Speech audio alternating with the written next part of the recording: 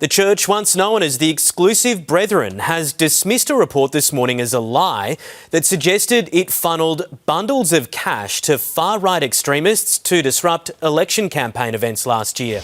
Live to Tim Lester, who's been watching a federal hearing on this in Parliament today. Tim, what is the church accused of? Well, Hugh, The Age and Sydney Morning Herald running a report this morning that suggests that elders from the Plymouth Brethren Christian Church during the 2025 election campaign sent a duffel bag of cash with a right-wing extremist around the country. The purpose, they say, to funnel it to other extremists who would then carry out targeted, essentially missions to disrupt press events by the Prime Minister, other Labor figures and also Greens and Independents. Now, this morning, a hearing here in federal Parliament, the spokesman for the church has appeared, has acknowledged that some in the church did engage in election activities, but says that the church itself had nothing to do with any of these events.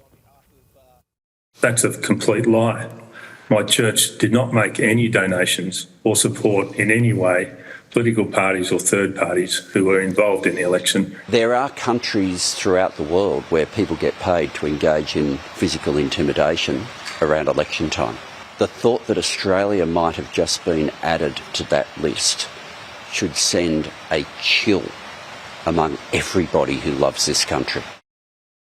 And Tim, Anthony Albanese has finally conceded he should not have done that contentious podcast interview back in June. Yes, more than 2 months on from the Bush Deep podcast, Anthony Albanese has said what many believe he probably should have said way back just after it was recorded, acknowledging he didn't use these words, but certainly the concern has been that it was too crude a show for a Prime Minister to be involved in. Anthony Albanese now has had this to say.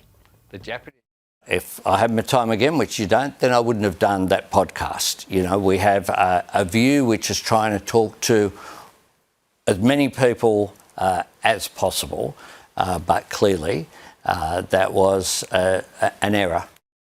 Now beginning a 2-week break from federal Parliament, the Prime Minister has got to hope that Bush Deep is well behind him. Hugh. Indeed, Tim Lester in Canberra, thank you.